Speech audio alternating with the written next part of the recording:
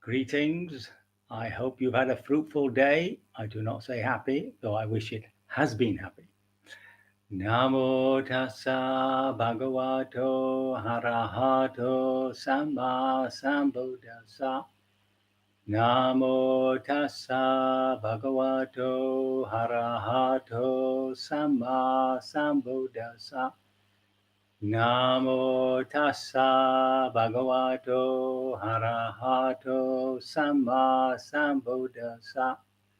Homage to the Buddha, the blessed, noble, and fully self-awakened one. So,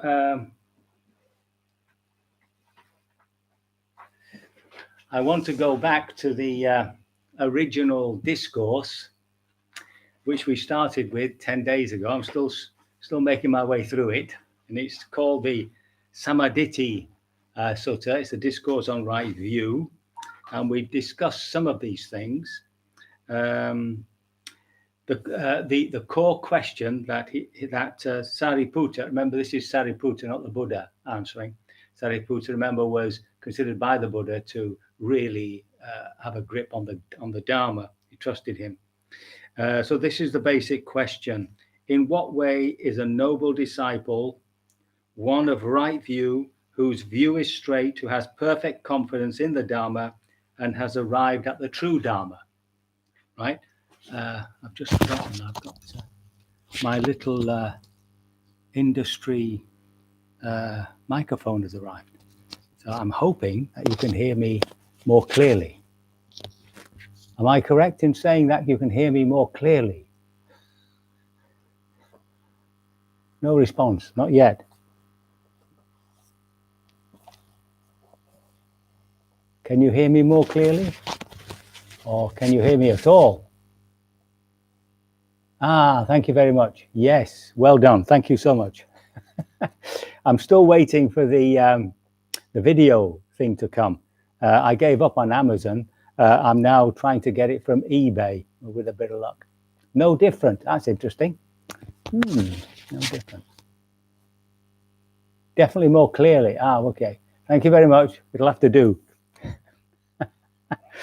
So in this discourse on right view, the first thing he talks about is, if you remember, wholesome, unwholesome.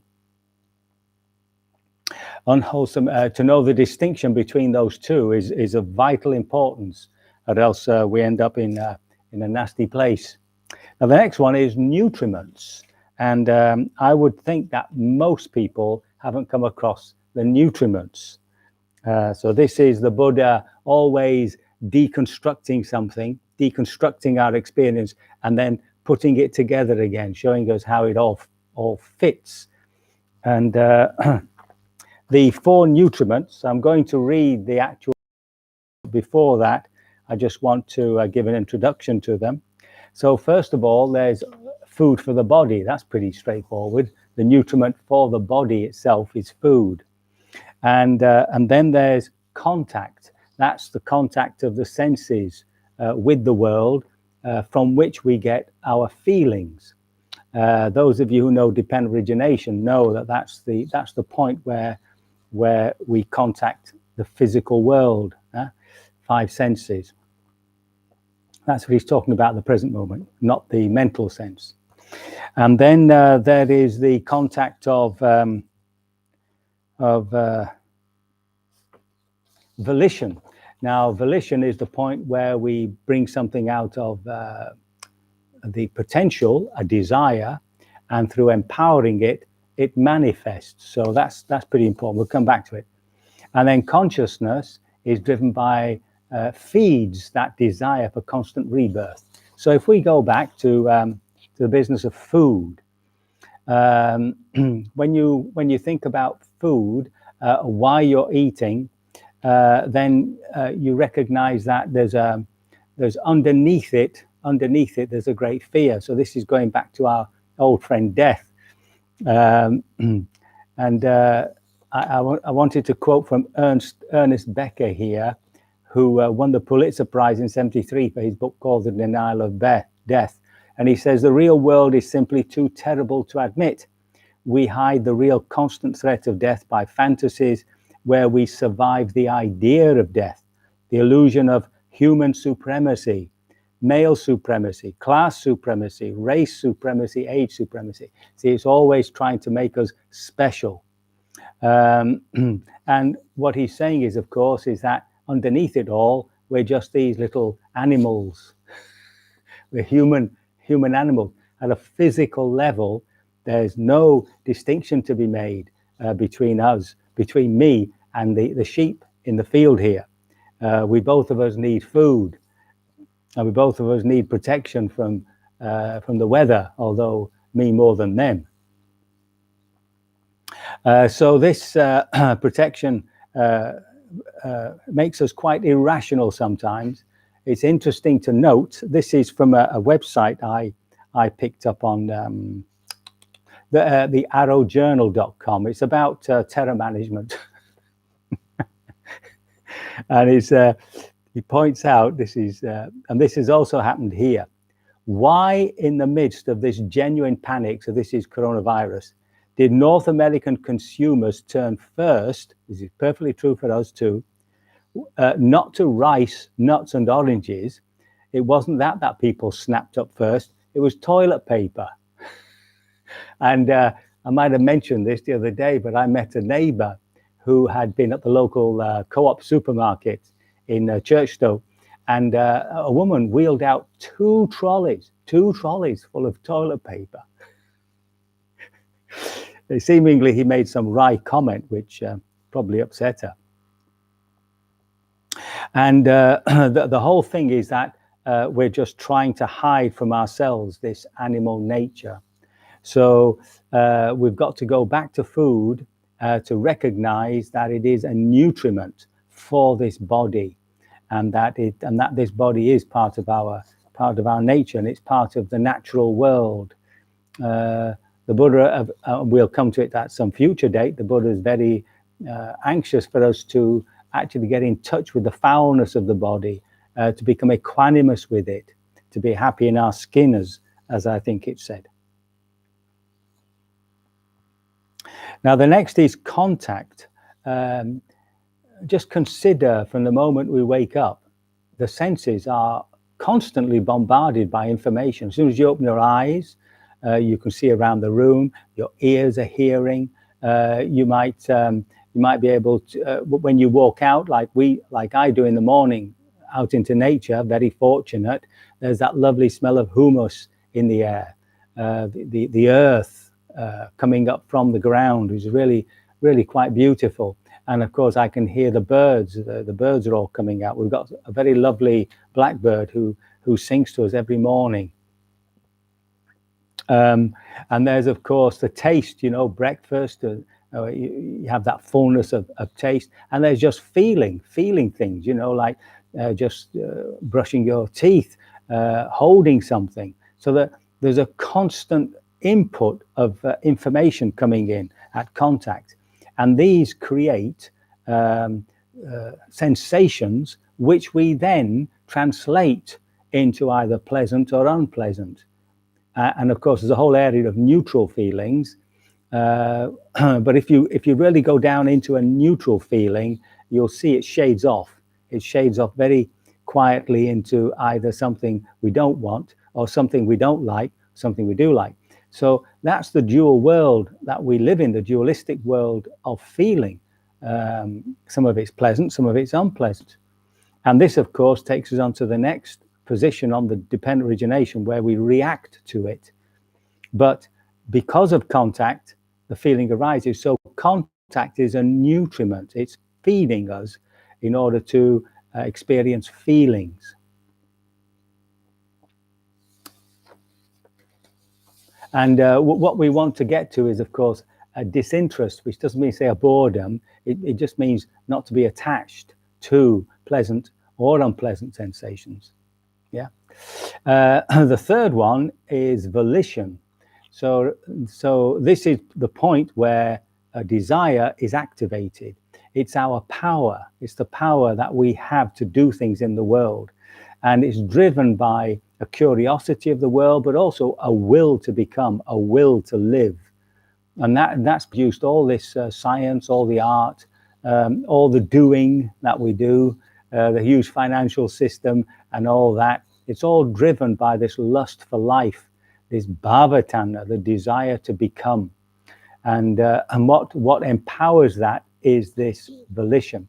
And remember that every time you act, there's a field of energy goes out, which has an effect and which comes back to you in some way. As you know, if you're angry with somebody, you get a response, you get a reaction. And if you're kind to somebody, generous to somebody, that something happens, right? So remember that passage between an act of will produces an action, a set of similar actions produces a habit, a set of habits produces a personality, personhood, shall we say, and that, of course, determines your destiny. And it's only when we turn round upon it to question the validity of our attitudes, this goes back to the Eightfold Path, that we begin to change ourselves. And it always comes right back down again to volition. That's why here, when people come on retreat here, the Mahasi was so keen to actually note intentions. It's crucial in terms of our development, spiritual development. And then finally, there's consciousness, which is this constant rebirthing now. Consciousness arises and passes away, and we're experiencing rebirthing now. Right? The only difference with death is that the body drops off. That's the Buddhist understanding. Some of you I know are scientific materialists, so forget that bit. It's just recognizing that here and now we're actually rebirthing, and that's done through consciousness. So consciousness is the mirror, or should we say, the window which manifests the world, both the world, the inner world and the outer world. And it's through this screen of consciousness that we experience the world. And it's on the screen of consciousness that all this hidden stuff that we don't know is inside us, the old subconscious, call it what you want, begins to manifest. And that's often what we're experiencing when we sit in meditation. So consciousness feeds, excuse me, experience. And just as an aside, the real spiritual insight is for this satipanya, this intuitive awareness, to realize it is not this consciousness, right? And it's on the screen of consciousness that you get that sense of self, the observer, the feeler, and so on. So time's running on. 8:16. Oh, he's got it right. So I actually want to read this discourse, which I think you'll find somewhat amusing. So it's on the nutriments, and it's in the book, the Connected Discourse, the Samyutta Nikaya, and there's two of these, for heaven's sake. I have to confess, I've never read the whole scriptures through. I've always centered on the longer discourses and the middle discourses and some of the others, but I've never had the will to get through all the other tomes, not being a particular academic of mind. So here we are, this called the sun's flesh. At Savatthi, the Buddha's talking at Savatthi, one of his main monasteries. There are 4 kinds of nutriments: the maintenance of beings that have already come to be, and for the assistance of those who are about to come to be. What for? Nutriment, edible food, contact, volition, and consciousness. Now he says, should the nutriment edible food, how should the nutriment edible food be seen? Suppose a couple, husband and wife, had taken limited provisions and were traveling through the desert. They have with them their dear son, beloved. Then in the middle of the desert, their limited provisions would be used up and exhausted, while the rest of the desert remains to be crossed. The husband and wife would think, oh, our limited provisions have all been used up and exhausted, while the rest of the desert remains to be crossed. Let us kill our only son, dear and beloved as he is, and prepare dried and spiced meat. by eating our son's flesh, we can cross the rest of the desert. Let not all three of us perish.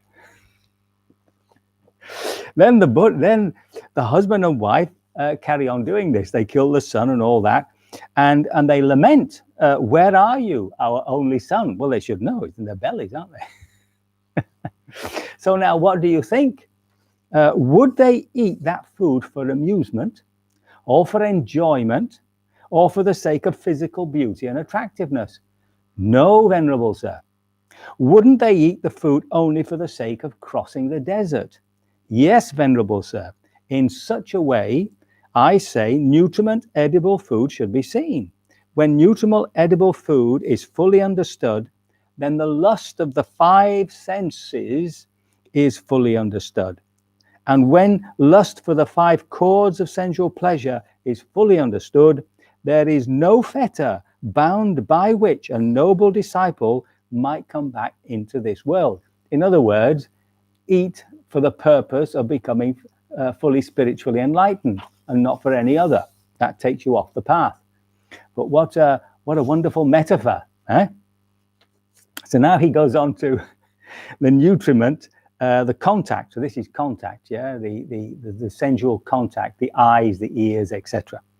Vision, hearing, that's more precise. Supposing there is a flayed cow, right? All the skin's taken off. If she stands exposed to a wall, the creatures dwelling in the wall would nibble at her. If she stands exposed to a tree, the creatures dwelling in the tree would nibble at her. If she stands exposed to water, the creatures dwelling in the water would nibble at her. And if she stands exposed to the open air, the creatures dwelling in the open air would nibble at her. Whatever that flayed cow stands exposed to, the creatures dwelling there would nibble at her, right? In such a way, I say, the nutriment contact should be seen. When nutriment contact is fully understood, the three kinds of feeling are fully understood: pleasant, unpleasant, neutral. And when the three kinds of feelings are fully understood, that is, they are just feelings, not to be indulged, not to be seeking some sort of permanent happiness there, not to be dependent on them for happiness, I say there is nothing further for a disciple to do. How should the nutriment mental volition be seen? Right? This is the will. Suppose there's a charcoal pit deeper than a man's height, filled with glowing coals without flame or smoke. And a man would come along wanting to live, not wanting to die, desiring happiness and averse to suffering. Then two strong men would grab him by both arms and drag him towards the charcoal pit.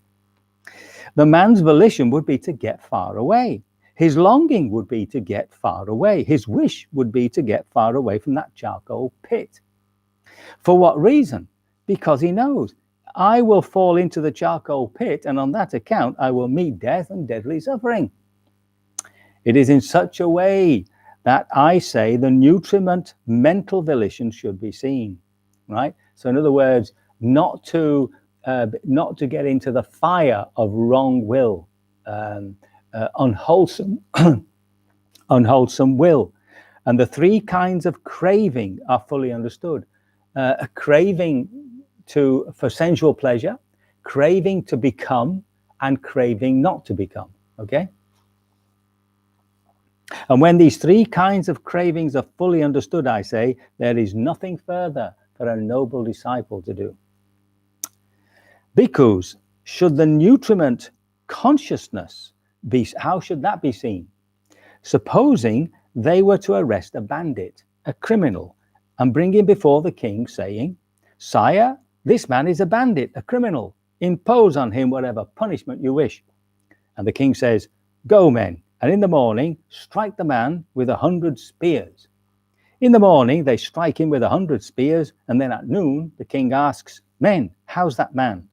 Still alive, sire. Then go, and at noon strike him with 100 spears.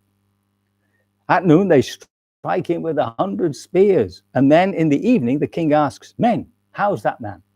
Still alive, sire. Then go, and in the evening strike him with 100 spears. And in the evening they strike him with 100 spears. What do you think, bhikkhus? Would that man being struck by 300 spears experience pain and displeasure on that account?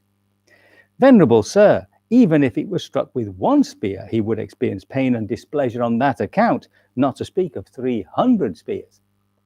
It is in such a way, bhikkhus, that I say the nutriment of consciousness should be seen. When the nutriment of consciousness is fully understood, body and mind are understood. When body and mind is fully understood, I say there is nothing further for a noble that a noble disciple needs to do. So it is through consciousness that we become aware of this psychophysical organism. And the image of them is two sheaves of wheat leaning against each other. One is dependent on the other without consciousness, as in deep sleep. You're not aware of your body and mind. But as soon as consciousness arises, you're aware of it. Now, of course, what he's pointing to is that this consciousness is the way into delusion, right? And it's recognizing that. It's recognizing that we have to be very careful where we put our attention. Every time you attend to something, it's an act of intention. It is conditioning us, okay? So time moves on as always. So let me finish with another little paragraph. This is a slightly different way of looking at it. If there is lust for nutriment edible food, if there is lust for nutriment edible food, if there is delight, if there is craving, consciousness becomes established there and comes to grow. Okay? So, I mean, that's what we experience, isn't it? The more we feed our greed, etc., the more we want of it, no matter what the greed is of. These days, people just want more. It doesn't matter what it is, it's just more. I mean, that's what we've come to want, you see, just more of anything. Wherever consciousness becomes established and comes to grow, there is a descent into name and form, body and mind. Notice that a descent. I don't quite understand the image there as to why he says descent, but I presume it's a case of that it's something which is not to be desired. So remember, nibbana is something beyond all this, right? That's difficult for us to accept. Where there is a descent into name and form, body and mind, there is a growth of volitional formation. So as soon as we have this psychophysical organism, then we want to act, and that's our volitions. Where there is a growth of volitional formations, there's the production of future renewed existence, moment after moment, and if you will, life after life. And where there is a production of future renewed existence, there is future birth, aging, and death. Where there is future birth, aging, and death, I say, that is accompanied by sorrow, anguish, and despair. So he's asking us to contemplate our lives from these four nutriment points of view, to become aware of what we're actually eating for the body's sake, that we're eating that we're not getting attached to food, that we're aware of the feelings that arise when we make contact with anything, that we're aware of the process of attention and intention, which creates karma for us, and that we're aware of how consciousness is the window or the mirror in which we enter into the world. So it's very important to recognize where we put our attention. Very good. So I hope my words have been of some assistance there. They've not caused even greater confusion. And it's time to do a bit of meditation, I think.